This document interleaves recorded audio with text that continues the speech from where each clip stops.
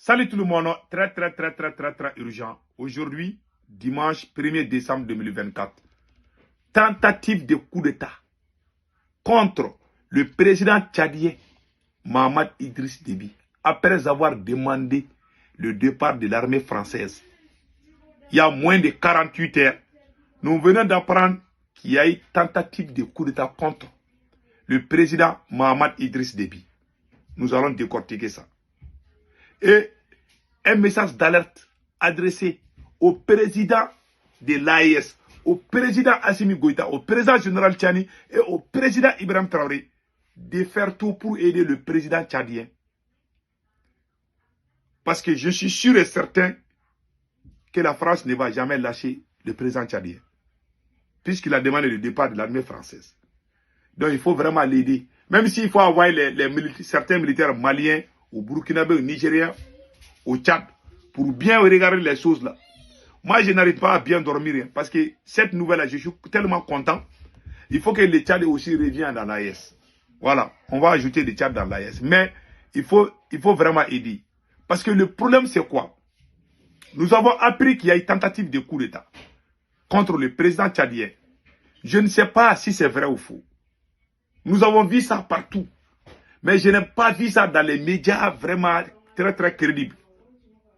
Mais ce qui est vrai, il y a une coupure d'Internet. Il y a une coupure d'Internet pendant plusieurs heures au Tchad.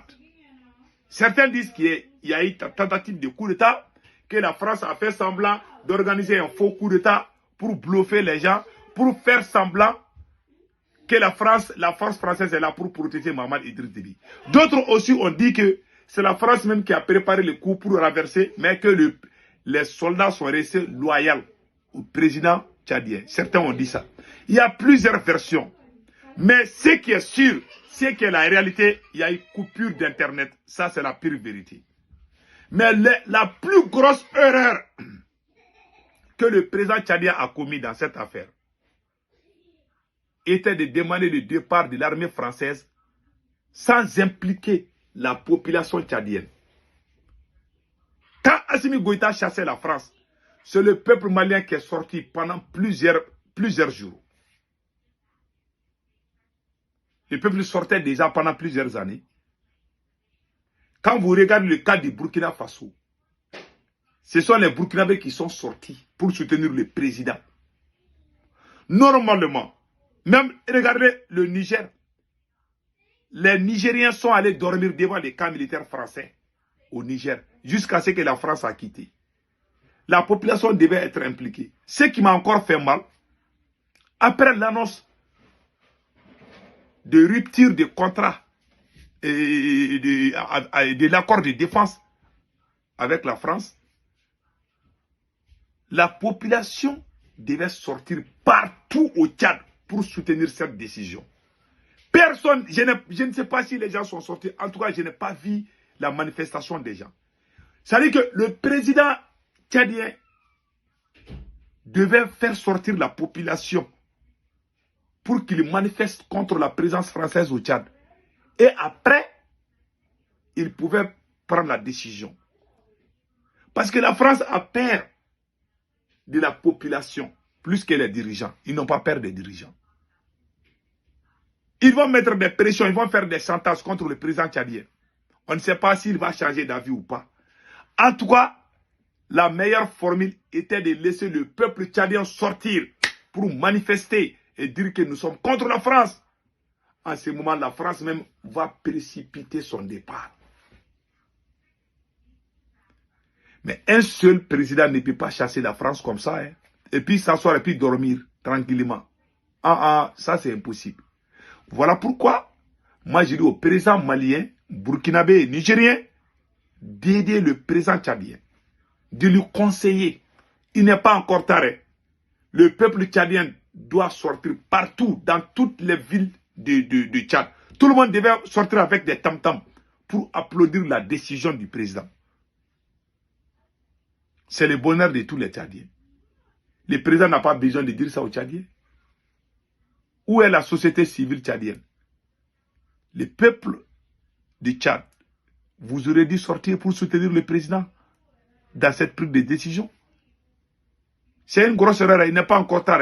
Nous demandons au peuple tchadien de sortir soutenir le président patriote Mohamed Idriss Kaka-Déby. Si vous restez silencieux, un jour vous allez dire que on avait un président qui voulait nous libérer. Donc, c'est une opportunité pour que le peuple sorte de son silence et soutenir le président Mohamed Idriss Kaka-Déby. Donc, c'est un peu ça. Donc, écoutons comment ils ont chassé la France. Et regardez la réponse de la France au Tchad. Écoutons. Tchad met fin aux accords de sécurité et de défense avec Paris, dernier maillon de la présence militaire française au Sahel. 1 millier de soldats français sont encore stationnés dans le pays, des soldats français de l'ancienne opération Barkhane qui avait été repositionnés. On retrouve Harold Girard, notre correspondant à N'Djamena. Quelles sont les conséquences de cette annonce sur la fin de la coopération en matière de sécurité et de défense avec Paris? Bonjour. Alors, même si pour l'instant aucune précision n'a été donnée, des précisions définitives par le pouvoir tchadien, on imagine bien que ce qui est d'abord attendu, c'est le départ des soldats français du territoire national. Le ministère des Affaires étrangères a d'ores et déjà annoncé dans son communiqué d'hier soir qu'il respectera le préavis. On ne sait pas combien de temps exactement sera laissé aux troupes françaises pour ce désengagement, mais en tout cas, selon les derniers tirs du pouvoir tchadien, il a l'air déjà acté. Ce communiqué, il signifie en principe que tous les types d'accompagnement que fournit l'armée française à l'armée tchadienne s'arrêteront dans la foulée. On parle d'accompagnement en termes d'appui logistique, d'appui au renseignement, mais aussi à la formation. Il y a d'autres types de coopération militaire entre les deux pays, mais ceux-là sont les principaux. Le Tchad surprend avec cette nouvelle puisqu'il est en pleine reprise d'hostilité face au groupe terroriste Boko Haram et avait pourtant annoncé il y a quelques semaines le renforcement du partenariat militaire avec la France, justement. Alors c'est un peu en contre-pied pour Paris. La dernière annonce, elle avait été faite à l'issue de la visite de Mohamed Idriss Déby, le président tchadien, à l'Élysée. Il s'était entretenu avec Emmanuel Macron et le communiqué de fin de visite avait l'air de bon ton puisque les deux pays, dans plusieurs domaines, annonçaient le renforcement de leur partenariat et particulièrement dans ce domaine militaire. En somme, ici à N'Djamena, on attend des précisions sur comment va se dérouler cette rupture d'accord et qu'est-ce qu'elle implique exactement, mais c'est ce qu'on peut prévoir pour l'instant. Voilà.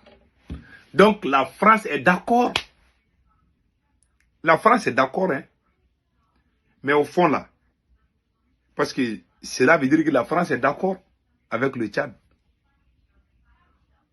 Donc, je sais que il y aura des conséquences. Puisque c'est le président même qui a décidé. Le président aurait dû impliquer la population. C'est une très grosse erreur. La France n'a peur que la population. Hein. C'est pour ça que la France a vite quitté le Mali, la France a vite quitté le Burkina Faso et la France a vite quitté le Niger. Comme ça, là, même le président sénégalais doit arrêter les discours et puis laisser les populations sénégalaises sortir pour manifester pacifiquement contre la France, mais pas de violence.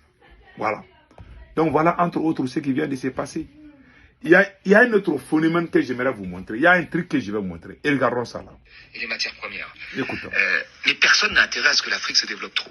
Parce que si elle se développe demain, imaginons que l'Afrique développe son industrie, comme l'a fait la Corée du Sud, un pays qui était, il y a 60 ans, aussi pauvre que le Mozambique. Si demain elle se met à fabriquer des voitures, si demain elle se met à raffiner son pétrole, si demain elle se met à produire à transformer à faire de l'agriculture et transformer ses produits agricoles, elle va plus acheter nos importations. Et donc on n'a pas intérêt à cette situation. On n'a pas intérêt. Donc la volonté des pays riches, on fait de la géopolitique aujourd'hui, hein, partout, on voit bien, elle n'a pas intérêt à ce que ces pays se développent, c'est réel. Donc vous avez entendu? Ça c'est une vérité absolue. Ces gens-là sont égoïstes, hein? Ils ne veulent pas qu'on avance. Mais le départ de l'armée française au Tchad, vraiment, est une excellente nouvelle. Moi, vraiment, c'est mon rêve le plus absolu. Et je vous dis, les jours que vous allez entendre que le Tchad vient de rejoindre l'AES, ça veut dire que c'est fini pour la France-Afrique. Je vous dis ça aujourd'hui. Qui peut rendre ces rêves une réalité? Ce sont les dirigeants de l'AES.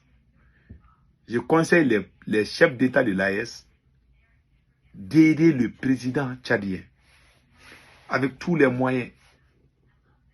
C'est une décision, c'est un gros fardeau qu'il vient de porter. Il est la seule cible. Il est la seule cible. La France ne voit que le président tchadien. Si on avait ajouté le peuple dedans, ça allait être bien. Malheureusement, tel n'a pas été le cas. Mais jusqu'à présent, ce n'est pas encore tard. La population tchadienne doit sortir pour vraiment féliciter son président. C'est une décision historique. Je ne connais pas les gens de la société civile tchadienne, sinon j'allais les appeler pour les dire de sortir et soutenir le président. Cette décision que le président tchadien de prendre, c'est pour le bonheur de la population tchadienne et le bonheur de l'AES et du Sahel. Donc, pour moi, on devait vraiment sortir. Même si le président même ne disait rien, il y a la société civile. On devait au moins sortir pour vraiment féliciter le président tchadien. C'est ça. Donc, voilà entre autres. Donc, la dernière chose, vous avez entendu le journaliste a dit que la France n'a pas intérêt à ce que l'Afrique se développe. Si l'Afrique se met à fabriquer des voitures, et c'est ça, on est en voie. Ils ne veulent pas qu'on soit industrialisé. Ils veulent qu'on reste comme leurs chaussures, ils vont marcher sur nous. Ils vont nous porter comme ils portent leurs chaussures. Ils n'ont aucun respect envers nous. Nous qui avons la peau noire, là, on les voit comme des sous-hommes. Pas de respect. Même dans le partenariat, ce n'est pas gagnant-gagnant. Que Dieu protège l'AES. Passez un excellent week-end. Ciao, ciao.